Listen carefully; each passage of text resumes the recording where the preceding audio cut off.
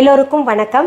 இப்படி கேஷுவலாக வேலை செஞ்சுக்கிட்டு இருக்கும்போது பசங்க சொன்னாங்க கடாய் மஷ்ரூம் சாப்பிட்டு ரொம்ப நாள் ஆச்சு, இப்போ மழைக்காலம் வேற, கார சரமாக செஞ்சு கொடுங்களேன் அப்படின்னு கேட்டுக்கிட்டதில் கடாய் மஷ்ரூம் செய்யலான்னு முடிவு பண்ணேன்.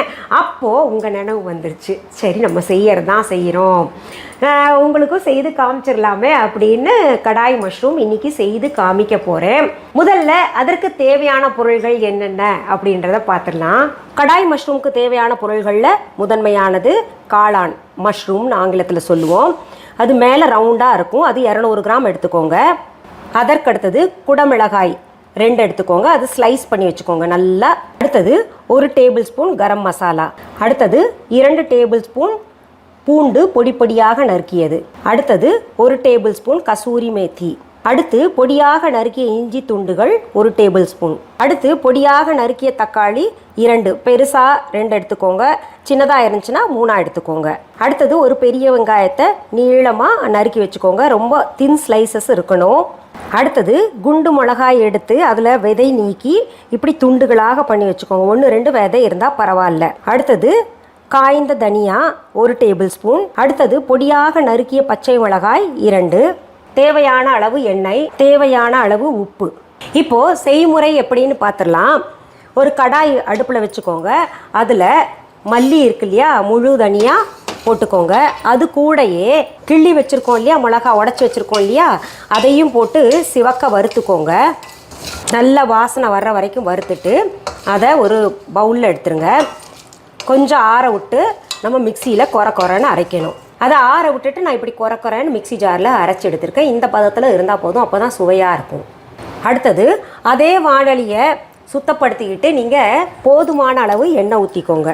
எண்ணெய் சூடானதுமே பெரிய வெங்காயம் ஸ்லைஸ் பண்ணி வச்சுருக்கோம் இல்லையா, அதை சேர்த்துக்கோங்க. இதை 2 வதக்கிட்டு அப்புறம் பூண்டு இஞ்சி சேர்த்துக்கலாம். இப்போது வெங்காயம் பாருங்கள் ஒரு மாதிரி பிங்க் கலர் மாறுதில்ல, அப்போது பூண்டை சேர்த்துக்கலாம். இதுலேயே இஞ்சி துண்டுகளும் சேர்த்துக்கலாம்.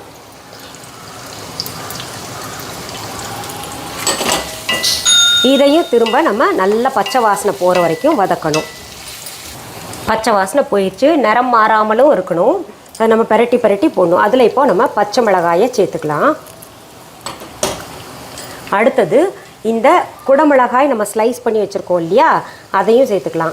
உங்களுக்கெல்லாம் தெரியும், குடமிளகாய் நமக்கு கொஞ்சம் வதக்கினாலே நல்லா வெந்திருக்கும், அதனால் 2ஐயும் சேர்த்துக்கலாம். இப்போது தண்ணி எதுவும் சேர்க்காம இருக்கிற எண்ணெயிலேயே நம்ம பெரட்டி போட்டோம்னா அது வெந்துடும். இப்போது குடமிளகா பாருங்கள் கொஞ்சம் வதங்கிடுச்சு. இப்போது கொஞ்சம் உப்பு நம்ம சேர்த்துக்கலாம். தக்காளி நறுக்கி வச்சுருக்கோம் இல்லையா பொடி பொடியாக, அதை சேர்த்துக்கலாம். இப்போ இந்த தக்காளியும் குடமிளகாயும் சேர்ந்து நல்லா பாருங்கள் வெந்து போயிடும். இப்போது நம்ம என்ன பண்ணலாம், தக்காளி வேகணும் இல்லையா, அதனால் மூடி வச்சிடலாம். அதுக்குள்ளே நம்ம என்ன பண்ணலாம், ஒரு தாளிக்கிற கரண்டி எடுத்துகிட்டு இந்த கசூரி மேத்தி இருக்குது இல்லையா, அதை போட்டு நல்லா வறுத்துக்கலாம். கொஞ்சம், அதாவது ரொம்ப தீர அளவுக்கு நம்ம வறுக்க வேண்டாம், லேசாக புகை வரும், வாசனை வரும், அப்போ நம்ம எடுத்துடலாம். ஏன்னா கசூரி மேத்தி அப்படியே போடுறத காட்டிலும் நம்ம இப்படி வறுத்து கொஞ்சம் பொடி பண்ணி போட்டோன்னா ரொம்ப சுவையாக இருக்கும், அந்த கசப்பு தன்மையும் ரொம்ப தெரியாது. பாருங்கள் இலை நல்லா கிறிஸ்பி ஆயிடுச்சு, நல்லா புகை வரும்னு சொன்னேன் இல்லையா, வந்துக்கிட்டு இருக்கு பாருங்கள். இப்போது அடுப்புலேருந்து இறக்கிக்கலாம், ஆற விட்டு நம்ம கொஞ்சம் பொடி பண்ணிக்கலாம். அது எப்படின்னு நான் காமிக்கிறேன். இப்போ பாருங்கள், இப்போது நம்ம தண்ணி திரும்பவும் தெளிக்கலாம், சும்மா கொஞ்சம் போட்டால் போதும், ஏன்னா காளானுக்கு அதிக தண்ணி தேவைப்படாது. இது ஒரு மாதிரி கிரேவியும் இல்லாமல் சப்ஜியும் இல்லாமல் செமி கிரேவி மாதிரி இருக்கும். அது பிறகு வேணா கூட நம்ம சேர்த்துக்கலாம். நல்லா தக்காளியெல்லாம் ஸ்மாஷ் பண்ணி விட்டுக்கோங்க. நம்ம வெட்டி வச்ச காளானை சேர்த்துக்கலாம்.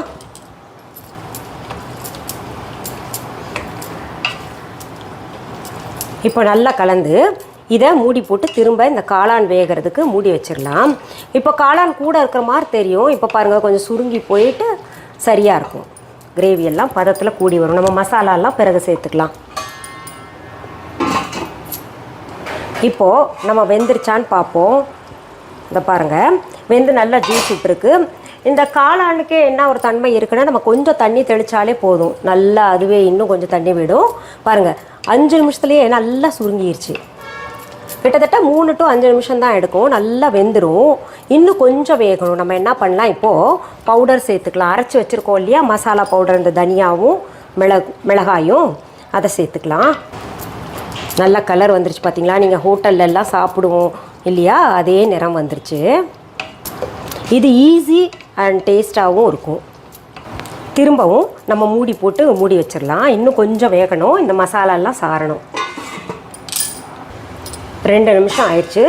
இப்போ திறந்து பார்க்கலாம் பாருங்கள். ஆஹா, ஜம்முன்னு இருக்குது. ரொம்ப பதத்தில் வந்துக்கிட்டு இருக்கு. இப்போ தான் இப்போ நம்ம என்ன பண்ணலாம், அடுப்பை சிம் பண்ணிவிட்டு கரம் மசாலா கொஞ்சம் ஆட் பண்ணிக்கலாம். வாசனைக்கு அது போடணும்ல. இதில் நான் கொத்தமல்லி தழை உங்களுக்கு சொல்லியிருக்க மாட்டேன். அது ஏன்னா ஆப்ஷன்ற காரணத்தினால கொத்தமல்லி தழை இன்க்ரீடியன்ஸில் சேர்த்துருக்க மாட்டேன். வேணும்னா சேர்த்துக்கோங்க. எனக்கு பொதுவாகவே எல்லாத்துலேயுமே கொத்தமல்லி தழை போட்டால் ரொம்ப பிடிக்கும். அதனால் நான் சேர்த்துருக்கேன். இப்போது கரம் மசாலா அடுத்தது ஆட் பண்ண போகிறேன். இப்போ நம்ம சேர்க்க வேண்டியது கசூரி மேத்தி. இது பாருங்கள், நம்ம வறுத்து வச்சுருக்கோம் இல்லையா, அது நல்லா இப்படி நல்லா சடன்னு உடையுது பார்த்தீங்களா இலை. அந்த பதத்தில் நம்ம செஞ்சு இது சேர்த்துக்கணும். நல்லா பொடியாக்கி சேர்த்துக்கோங்க. இங்கே பாருங்கள், நம்ம சுலபமான சுவையான கடாய் மஷ்ரூம் ரெடி. சூப்பராக இருக்கும். மனமே அப்படியே இப்போவே சாப்பிடு அப்படின்ற மாதிரி இருக்குது. அதனால் நீங்கள் இது செஞ்சு சாப்பிட்டு பாருங்கள். ரொம்ப டேஸ்ட்டாக இருக்கும். இறக்கி இப்படி பவுலில் வச்சது தாங்க. அதுக்குள்ளே எனக்கு உனக்குன்னு சொல்லிட்டு எடுத்து சாப்பிட்டாங்க பசங்க. கொஞ்சம் இருக்குது. நீங்கள் என்ன பண்ணுங்கள், நான் சொன்ன மாதிரி செஞ்சு சாப்பிட்டு கமெண்ட் பாக்ஸில் எப்படி இருந்ததுன்னு கமெண்ட் பண்ணுங்கள். சரி, நான் இப்போ சாப்பிட்டு பார்த்துட்டு எப்படி இருக்குன்னு சொல்கிறேன்.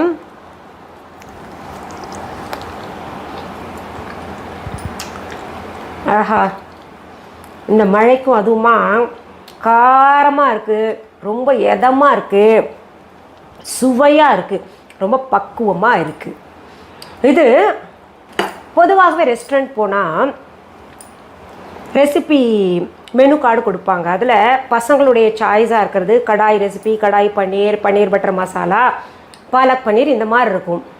அதில் அவங்க டிக் பண்ணுவாங்க, இது வேணும் எனக்கு அப்படின்னு. அது சாப்பிட்டு சொல்லுவாங்க, அம்மா இந்த மாதிரிலாம் சமைச்சு கொடுக்கலாம்ல அப்படிம்பாங்க.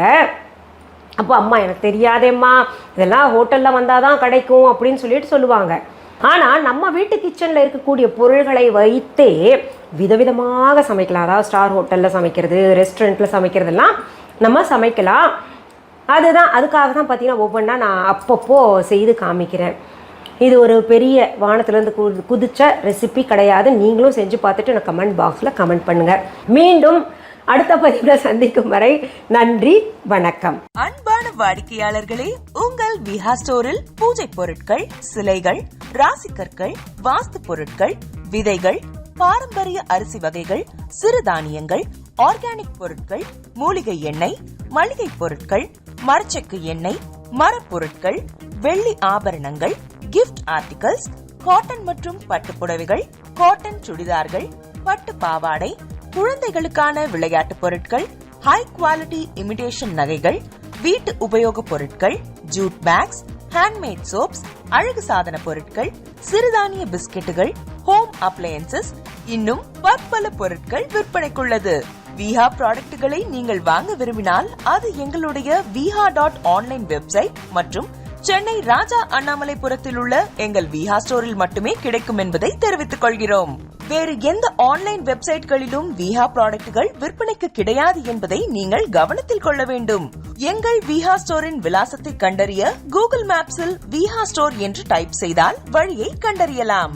www.viha.online வெப்சைட்டிலும் விஹா ஸ்டோரின் அட்ரஸ் உள்ளது.